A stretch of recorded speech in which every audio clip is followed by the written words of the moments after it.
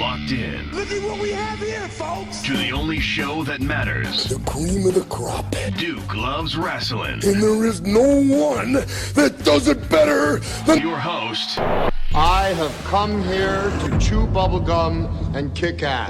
The Duke. And I'm all out of bubblegum.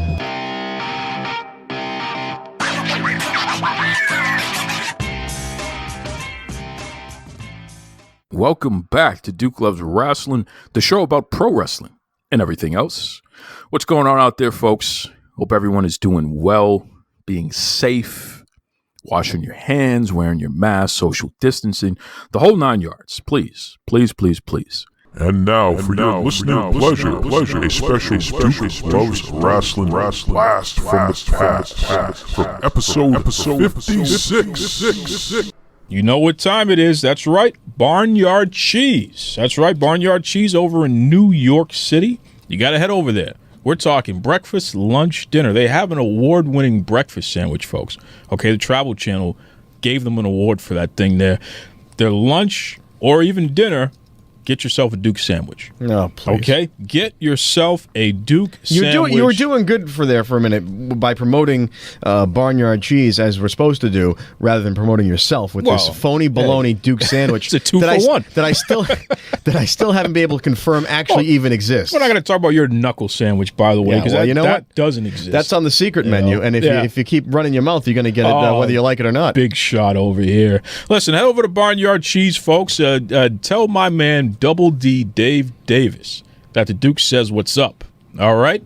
BarnyardCheese.com for more info. Enjoy. All right, Boston Bad Boy, what do you have this week for Ask Duke? Well, I got some questions this week. About time. Yeah. Well, it's about time some of these so-called fans of the show actually put their two brain cells together. Listen, and got us some questions here. Don't disrespect the fans, please. Listen, don't do that. Listen, I love all people, but there are certain people, and a lot of them are fans of the show, that I don't like. Just so happens. He's so worked, this guy is. Coincidence. All right, so let's move right along because I can't wait to make fun of your half-hearted answers to these questions. Here we go. And we'll see the thinness of your intellect. Unbelievable. All right, so the first question comes from Just Larry. Just Larry. What's up, brother? Larry's been in. We've heard from Just Larry. He's an avid listener. Big fan of Larry.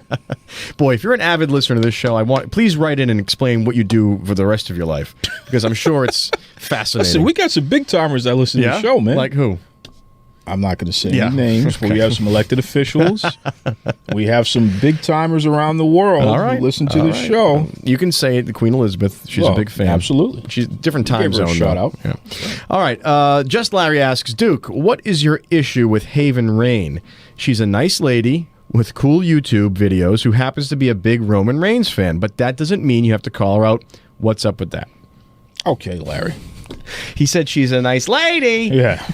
Okay, Just Larry. Just when I think that you're on the right path there, you're going to ask me a ridiculous question. Okay? Let me tell you something about that Haven Rain. She may be a nice lady, but her priorities are out of order. Okay? She had the audacity to put up a video saying negative things about Braun Strowman. And I'm going to tell you, folks, you know what, folks? I'm going to put it up on the Duke Loves Wrestling Facebook page so you can see what I'm talking about. It was very disrespectful. She had the audacity to call Roman Reigns her daddy. She was sticking up for her daddy, Roman Reigns. I don't even want to know what the hell that's supposed to mean. But it was very disrespectful what she said about Braun Strowman. And I'm just going to tell you right now, I'm not going to put up with it.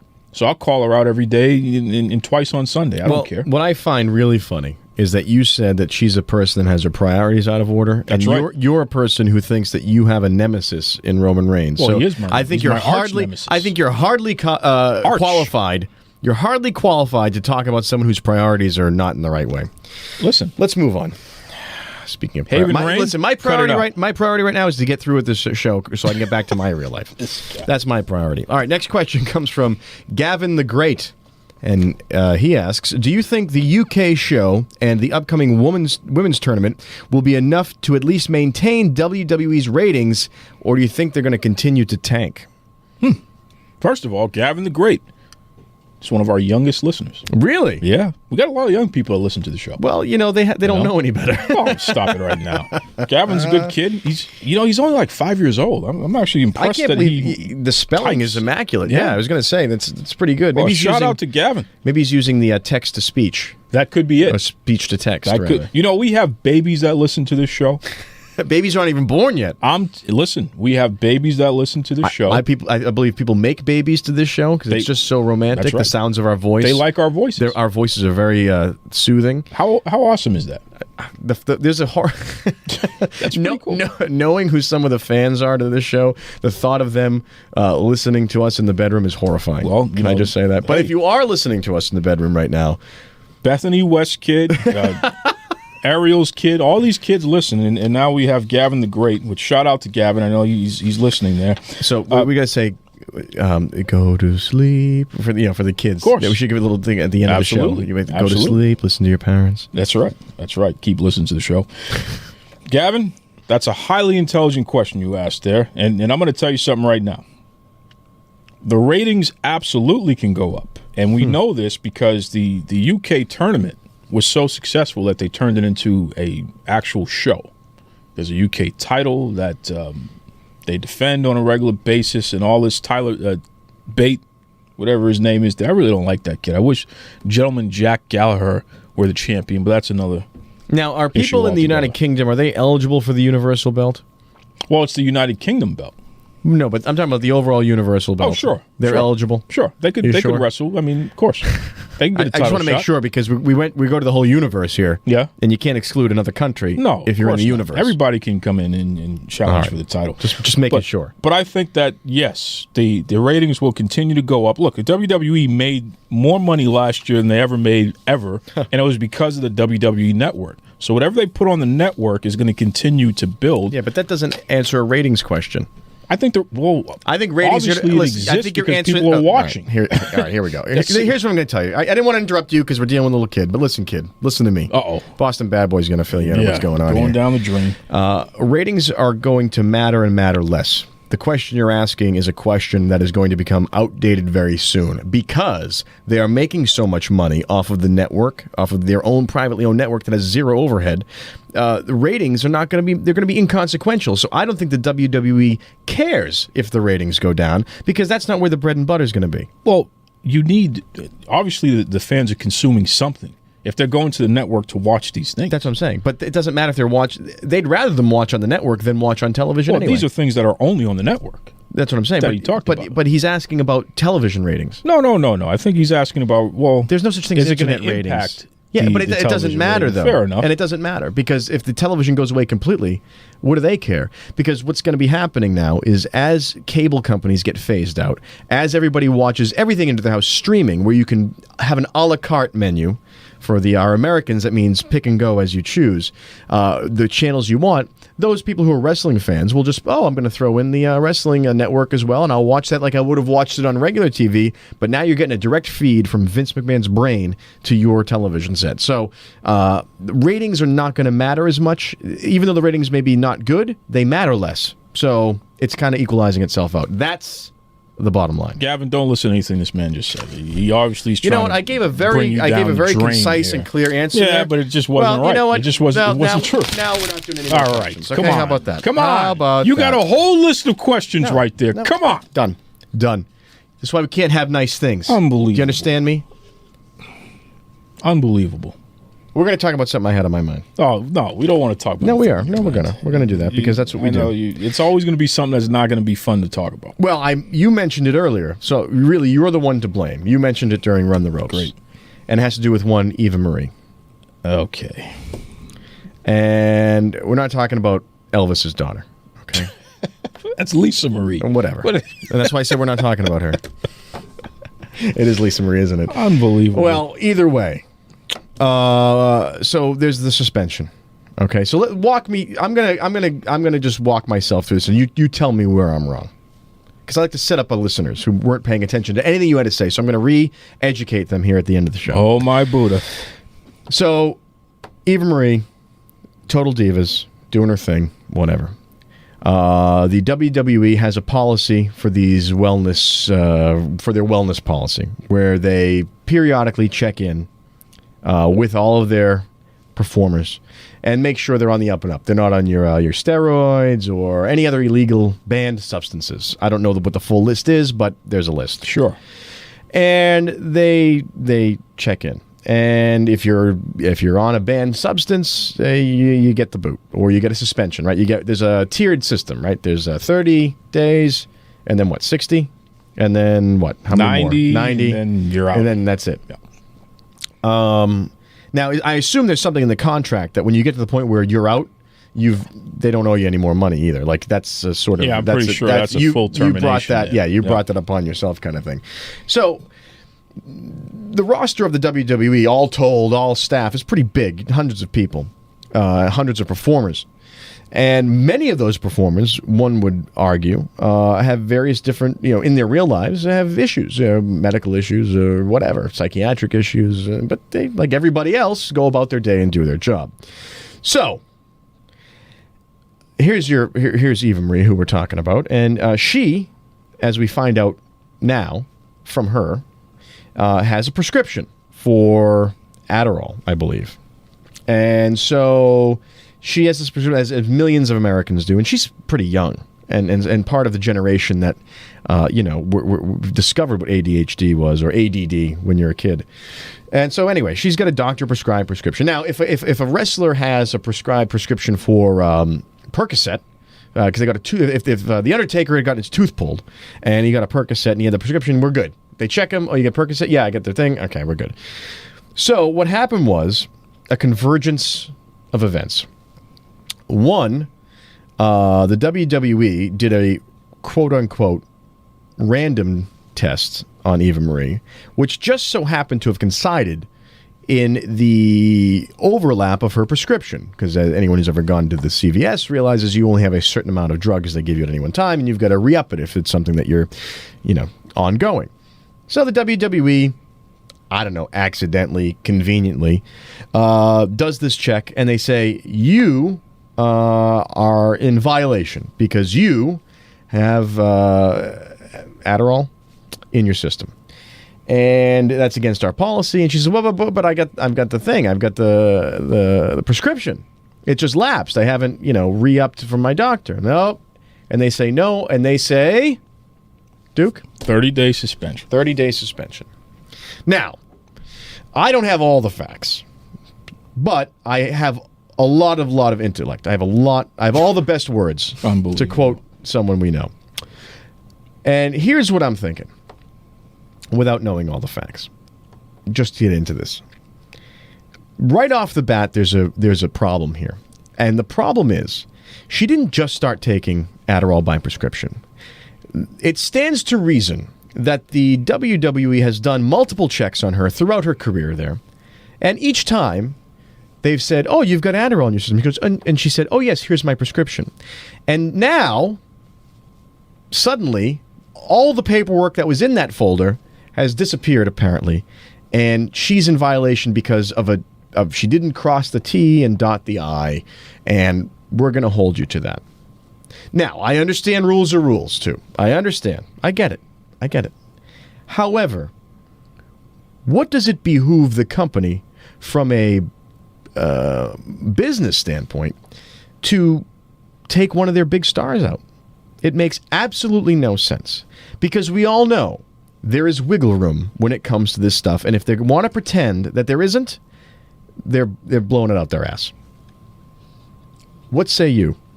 Well, I think you said it eloquently there. They're not trying to harm her or do anything malicious here. The fact of the matter is they have rules.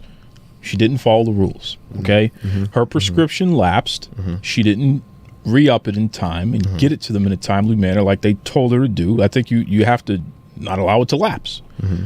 So for whatever reason, she allowed it to lapse, and she was still taking the stuff. And, hey, that's the way it goes, man. These things are in place so people don't abuse these different banned substances. Do you know what else is in place to prevent abuse? The WWE's policy on hazing and bullying. All right, you're not going to. And we all know. You're not going to bring. Listen, I am going to bring it up because you tell me what the difference is when it comes to how people are treated. They let that go on. One might say it is condoned and encouraged from the top down to violate one policy, yet we're going to violate another policy. We're not going to let another violation happen, a minor infraction that could have easily be cleared up with a little bit of paperwork.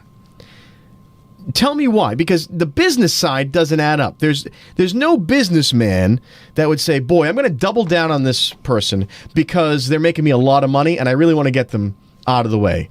Unless we bring in the pièce de résistance here.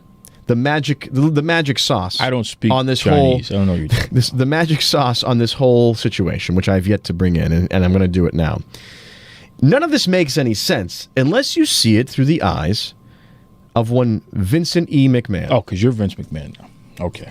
Listen, you don't have to be a rocket scientist to see what's going on here based on previous... Again, I'm just building on previous facts that we can all agree on. Both sides of the aisle can agree on this.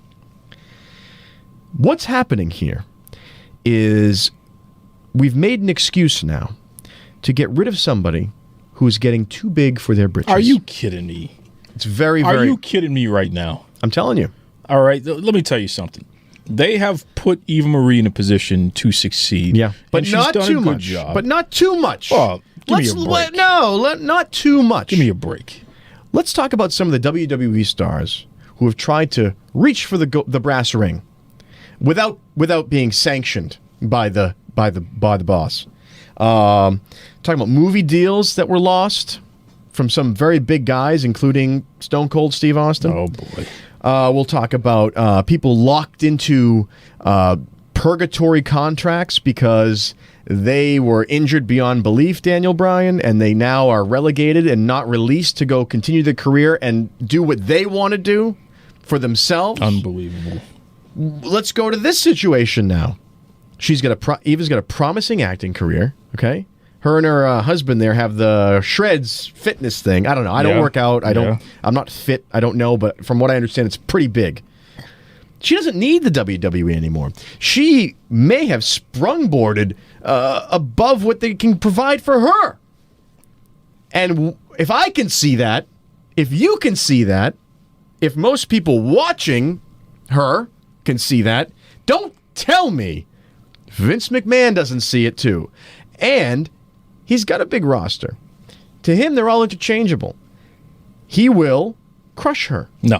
Who else could manufacture such a stupid and completely inane clerical error and cost this woman a 30-day suspension to get her out of the public eye, to tone her down and put her in her place. It's exactly what happened. Let me tell you something. It's almost anything else. No. It makes no sense. No, you're spinning a tale here that's out of control. I'm ready. Okay? This is going to be like the magic bullet JFK theory. I can feel because give me a break. my explanation is a simple one, which is correct. You're going to start telling me about a second gumming on the grassy knoll. No. First of all, the WWE is a top-notch entertainment company that is worldwide. Yeah, if you're in their good graces, there's nothing bigger than that. If you're in their good graces, so that's number one. Yeah. Number two, the fact of the matter is, when she signed her contract, she signed up saying that she understood what the rules and regulations were. So guess what, pal?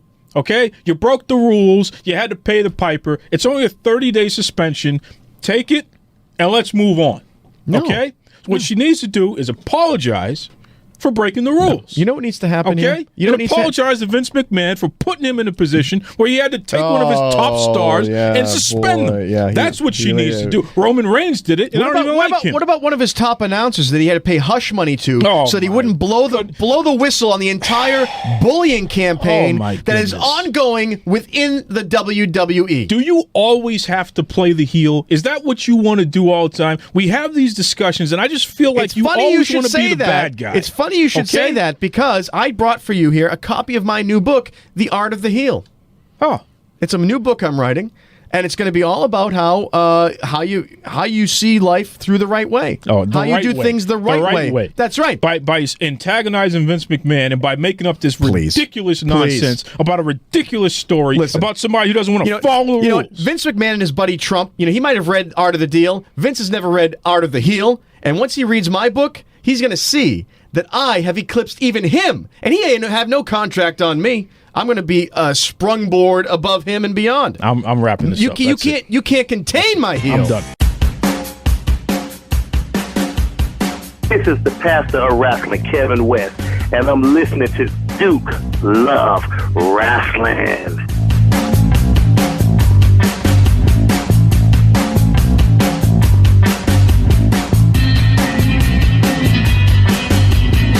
And now back to your regularly scheduled.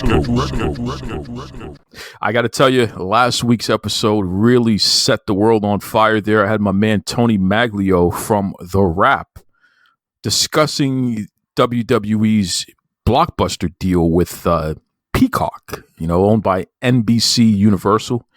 Peacock is an app, no different from, Netflix and Amazon Prime and all these different streaming services here.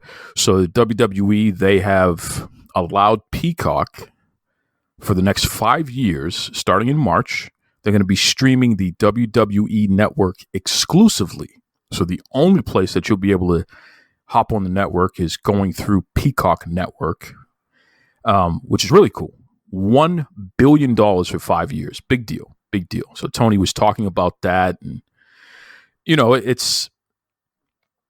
was an interesting conversation because it's an extension of what I've spoken about on this show for a while now. And I really want to dedicate this episode to just kind of discussing this. Some of you are going to be like, oh my God, Duke, here we go again. But listen, man, I'm on a crusade, okay? I want to continue to shame the knuckleheads, the humanoids, who spread misinformation. There's so many things that we can discuss, especially as it relates to the WWE, that they get wrong, things that we should be paying more attention to. I mean, come on, COVID-19. We can start there. There's been some sort of rash of positive tests. Rey Mysterio and Keith Lee and Mia Yim and a whole host of other folks in recent weeks. What's really going on over there? And I want to know, and I'm sure you want to know, what's going on? Why are they having this rash of positive tests, and what kind of testing are they doing? What kind of safeguards? Rey Mysterio, he interacted with a bunch of people, right? And then he tests positive. So how does that affect the rest of the roster? So stuff like that. I mean, Keith Lee wasn't even in the Royal Rumble because he tested positive. Neither was Mia Yim. So things like that would be interesting to dig into, and we don't hear enough about these things because you've allowed these website people to spread this whole notion about the ratings, the TV Nielsen ratings, and the WWE is doing terrible in the ratings. The ratings are down. They just had the worst week in history, and there's a 1 point this and a 2 point that. All this nonsense, right? It's all nonsense. It's nonsense because they equate what they know of as it relates to the ratings with whether or not a company or a TV show is successful. And you hear things like, well, they're going to get canceled and all these. Come on. And then you have the folks who say, well, that the product is terrible. I can't even watch it. And they're out of touch and this and that. Listen, these guys just signed 3 separate billion-dollar deals in the past 3 years. They're a business. Their primary function is to make money, and they're doing it better than anybody. That's not a difficult concept to understand, and I'm not quite sure why we don't get more in-depth discussion about this, right? So I want to take some time and just kind of explore this in a different way here. Coca-Cola is not the only cola on the market, and subjectively, it's not the best cola on the market. Me personally, I'm a Dr. Pepper guy. I will pick Dr. Pepper over Coca-Cola every day of the week. McDonald's doesn't have the best burger in the world. Q-Tip is not the only cotton swab in the world. But yet, when you talk about fast food burgers, when you talk about carbonated soft drinks, when you talk about cotton swabs, these are the brands and these are the companies that people bring up the most, right? We bring up Coca-Cola, we bring up McDonald's, and we bring up Q-Tip. And make no mistake about it, when it comes to pro wrestling, WWE is on that level. They are it. They are the standard. And part of the reason why they're the standard is because better than anyone in history, they give you something consistently. You know you're going to get at least this level of something consistently, right? You don't have to work too hard for that. It's just that's what their standard is. And they've been doing it for many, many years. And I bring that up because they don't have to be your favorite in order to be successful. And I think a lot of folks, they miss this concept. They assume that whatever they feel is the best, they equate that with success, which is, it's a narcissistic and ignorant standpoint, if you ask me. There are a lot of things that I don't have time for. I could care less about. I have never in my life watched or read the books or played the video games. I have not consumed anything related to the Harry Potter series. I have nothing to do with Harry Potter. Could care less. Yet that is one of the most successful franchises in the history of literature and movies. Uber successful. Harry Potter. But your boy the Duke couldn't tell you anything. I couldn't even name 2 characters. I can name Harry Potter and that's about it. So just because I don't like it and just because I think there are other franchises that are more interesting and other things that I spend my time with, that doesn't mean that this thing can't be successful and it can't be a standard bearer. It can't be the best. So why is it that so many of you act as if and will buy into this notion that the WWE must be doing bad because I don't like it? Who the hell do you think you are? Who the hell do you think you are? And why do you think you're so important that your opinion on anything carries that much weight? As my UK brothers and sisters would say, that's mental. Absolutely mental. You're not that important. You're not that brilliant. You're not that influential. And neither am I, for that matter.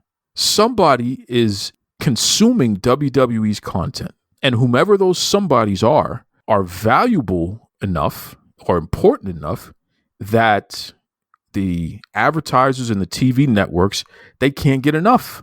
They're investing in that content. They can't get enough. Jesus, WWE just signed a deal with Cricket Wireless, a major deal with Cricket Wireless, one of their major sponsors. They sponsor entire episodes of Raw and SmackDown. They sponsor entire pay-per-view events. Can't get enough. They want to be in bed with the WWE. They want to be associated with that brand, and they pay top dollar to do it. So at some point, we have to start considering the source when we hear people say, oh, this is they're in trouble. It's so bad. They don't develop stars, and they don't do this, and this is why no one's watching. Oh, okay, no one's watching, but somebody's paying. Somebody's paying top dollar for it. And do you really think NBC Universal and Fox, do you really think that they'd be shelling out billions of dollars on WWE properties just for the heck of it? Come on.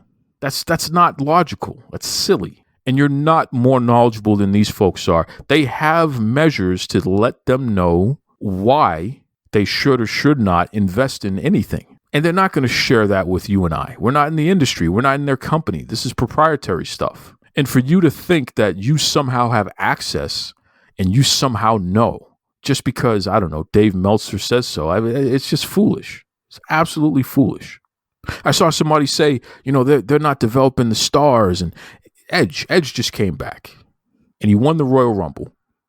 Congratulations, Edge. And he earned himself a spot in one of the main events for WrestleMania this year, right? And a couple of people, well, he's taking that spot away from one of the young guys, and they should be pushing the young guys. Folks, it's a business. Their primary function is to make money. Do you really think that there's any of the quote-unquote young guys that can move the needle as much as somebody like Edge, an established property, can do? Come on. That's silly. On this show, I've had everybody. I've had big names. I've had not so big names. I've had people that you have never heard before and probably will never hear from again other than that time when you heard them on this show.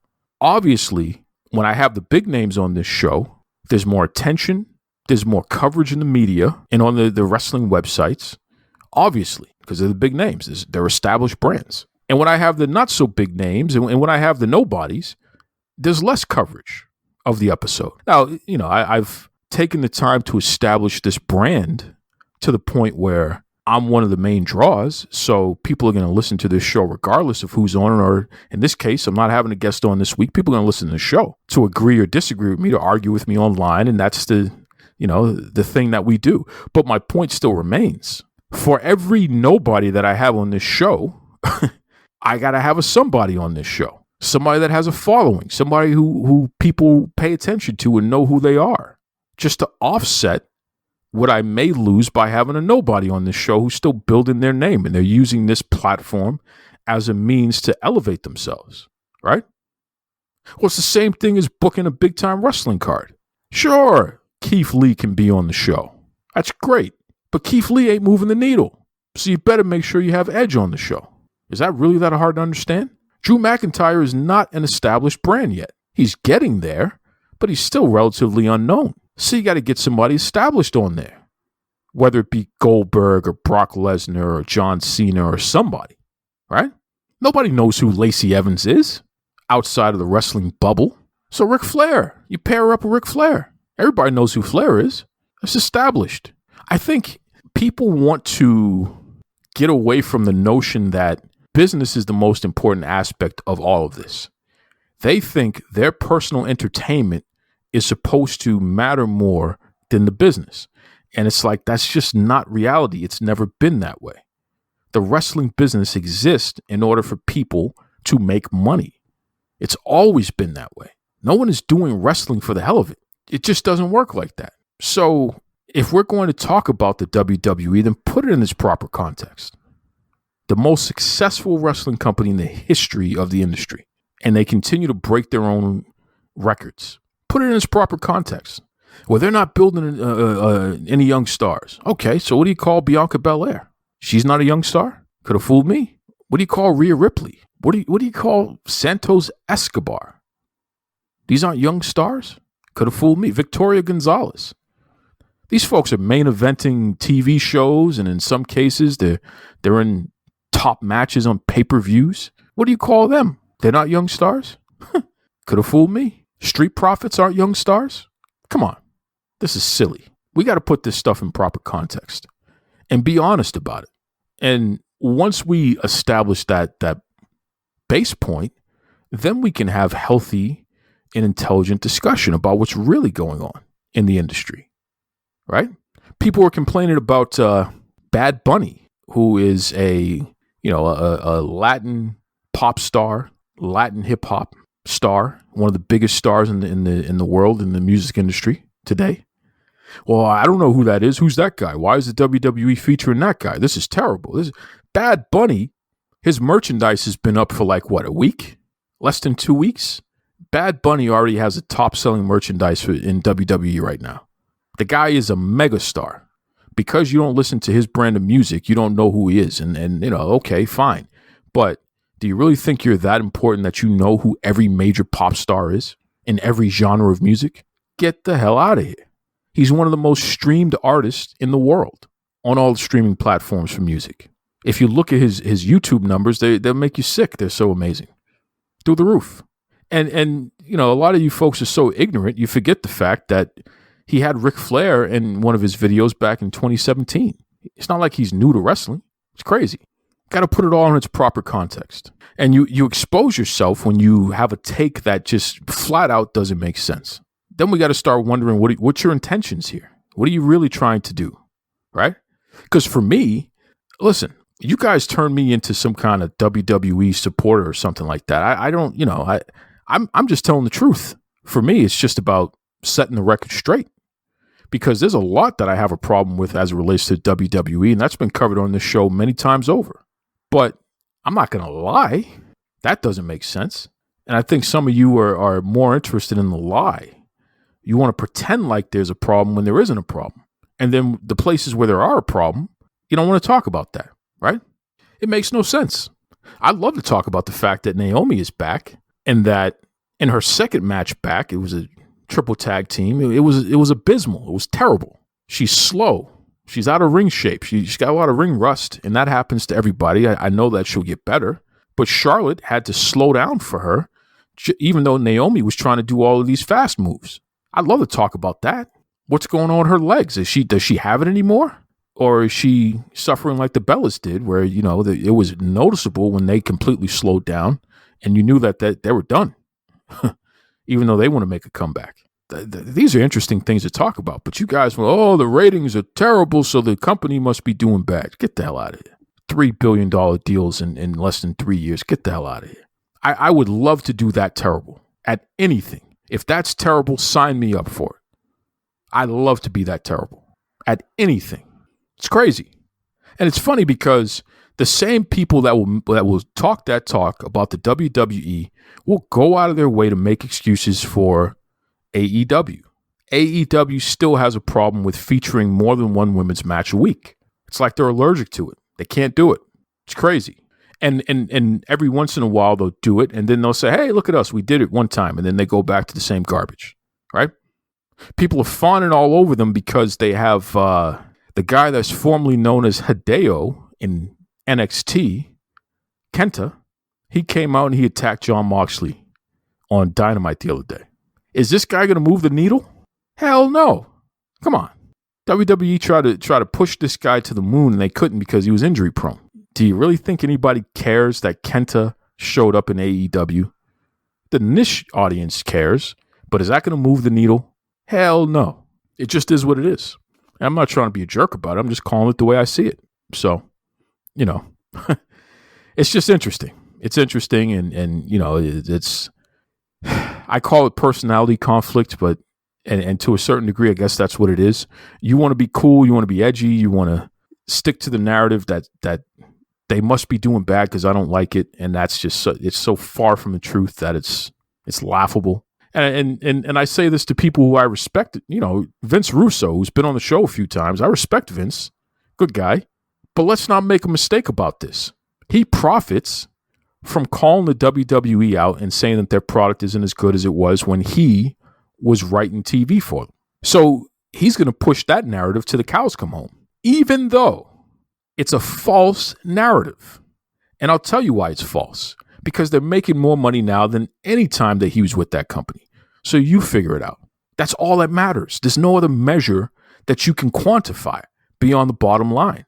It's a business. It's not a make you feel good club. And I don't care what you think the ratings were in 1996. And I don't care what you think the ratings are in 2021. If you're making literally $200 million a year for 5 years off of what you're showing today, and you're only making, I don't know, $20-30 million off of what you showed in 1996, you do the math. You do the math. Because inflation didn't do that, baby. I can tell you that. Come on. It's more valuable today than ever before. So we got to eat that one. We guys, okay, fine. They're doing something. I just don't like it. And that's okay. We don't have to like it.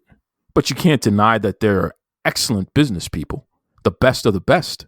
You can't deny that we got to strive to be more like them in business and industry. When it comes to making money for your investors, nobody does it better, baby. Nobody does it better. And I think that there's something to be said for the most diverse period in history. More women are being featured than ever before in history. More people of color being featured than ever before in history in the WWE. And that coincides with them making the most money than they ever made in history. There's something to be said about that. There's something to be said about that, right? I don't think that's a coincidence. So that's why I scratch my head when I see AEW go out of their way to feature women as little as possible and to be as little diverse as possible, even though they marketed themselves as the opposite. I scratch my head. It's crazy to me. It's absolutely crazy to me. I asked Cody Rhodes if he was going to be featuring more people of color and if any black male singles wrestlers were actually going to be in the title hunt, at the very least for Black History Month. And he said something about a T-shirt that they're featuring and how they're going to donate proceeds and all this other stuff, and he just left it at that. It's a joke. Embarrassing. Can't take it seriously. Can't do it. But you know what? You let him get away with it. That's the crazy part. You, the fan, lets him get away with it, and you let them get away with it. So what do we say about that? Right? You let them get away with it. I just shake my head. It's crazy. Absolutely crazy. But anyway, we had a controversy a week ago where, a wrestler who has been featured in AEW and Mission Pro Wrestling, out there in the Texas area, Maddie Rinkowski, she made a flippant remark about Bianca Belair's hair because somebody said that she was trying to copy Bianca with the long braid. And she said, well, mine is real. And immediately people jumped all over her because, she's over here talking about a black woman's hair and the question. And I think Big Swole asked the right question. Do you think that makes you better because yours is real? And I got to tell you, I was pretty disappointed with Maddie Rinkowski's response because she said that other people made her comment racial. Let me tell Maddie Rinkowski something. Nobody made your comment racial. It was a racially insensitive comment, whether you knew that or not. And I don't think that you were going out of your way to be racially insensitive, but that was the end result of what you said. I don't know what the hell's wrong with people. A simple apology, a simple, I didn't intend it to land the way that it did, but I recognized that what I said was insensitive. I apologize, and you leave it at that. Why is that so hard for people to do? And especially these wrestlers, man. It's like they don't know how to apologize. I don't understand it. People make mistakes and people say things with a certain intention and it comes out the wrong way or it lands the wrong way. That's real life. That happens to everybody. You apologize. You don't make it worse by adding garbage. And in my opinion, that's what she did. She added garbage. So it's like, all right, well, I write that person off. She's a fool. She's immature. She doesn't get it. And it makes me question if whatever apology she gave was even sincere, because it's like she doesn't feel like she did anything wrong. That's foolish. But, that's how a lot of people are. It boggles my mind, man. It really does. It's like when Hogan went through his whole stuff and he said a lot of stupid things, He got caught saying the N-word, and then he was upset that he was recorded. And be careful, they can record you, and you never know when people are recording. He emphasized that and focused more on that than the fact that he referred to himself as a racist. It's like, and then you have the folks with their, sorry if I said something to offend you, or sorry if you were offended by that, as opposed to I said something offensive and I apologize. I don't know who's training these kids and these adults, and the PR training needs to get better, especially in wrestling, because it's terrible. It's absolutely terrible. It's crazy. And I hope Maddie, she's young, so she has time to recover. I hope she smartens up, because if this is the way that she's going to respond to making mistakes, then she's going to have a tough go at it in this industry. No two ways about that. But Mission Pro Wrestling, they do have an event coming up this Saturday on the Title Match Network. Maddie's going to be facing La Abusadora, La Rosa Negra, my homegirl there. And I'm sure she's going to give Maddie the beat down of her life. So, and this is for the Mission Pro Wrestling Championship, so should be interesting. My money's on La Rosa, but you never know. We'll have to wait and see how that shakes out there. La Rosa's been, she's been all over the place, man, doing interviews everywhere. She's really doing a great job representing Mission Pro Wrestling. I'm really impressed with her. So shout out to La Rosa Negra, my champion. That's what I call her. Speaking of my champion, shout out to Sasha Banks. Sasha Banks is getting her own Star Wars action figure. She's a star, man. And Bianca Belair won the Royal Rumble. So again, we have a situation here where we could have Sasha versus Bianca. And I've been telling you folks for weeks now, I've been really impressed with the way that Bayley and Charlotte and Sasha have been working with Bianca and bringing her up. If we get Bianca versus Sasha at WrestleMania, that's a potential main event. You could close the show with that match. I'm excited to see it. And I'm definitely rooting for Bianca to become champion. Jeez, that would be something else, man. That would be something else. So it'll be interesting to see how that shakes out. But I'm really excited, really proud. Bianca's come a long way. She didn't have any wrestling experience when she entered the WWE, and she has grown leaps and bounds, and they've taken their time developing her. So it's really cool to see. Shout out to Mark Henry for recruiting her. That was a good one. That was a real good one, man. Brock Lesnar level good stuff. She may have that type of impact on the industry before it's said and done. So it's really good. Overall, I'm still high on the industry. I think pro wrestling is in good shape. I just want us as fans to respect the industry a little bit more, and for people that cover it to respect the industry and the fans in a manner where you're being honest in your coverage instead of the BS that we get so often. Is that too much to ask? Let me know. Let me know. I'm going to leave it at that this week, folks. It's just me pontificating on a few topics, some food for thought. At Duke Loves Rasslin on Facebook, on Twitter, DukeLovesWrestling@gmail.com. Let me know what you think. I always have an opinion on something. The Duke's always saying something about something. Better believe it, baby. Anyway, be kind to yourselves. Be kind to others. Take it away, Tony Schiavone. This is Tony Schiavone, and we're desperately out of time on Duke Loves Wrestling.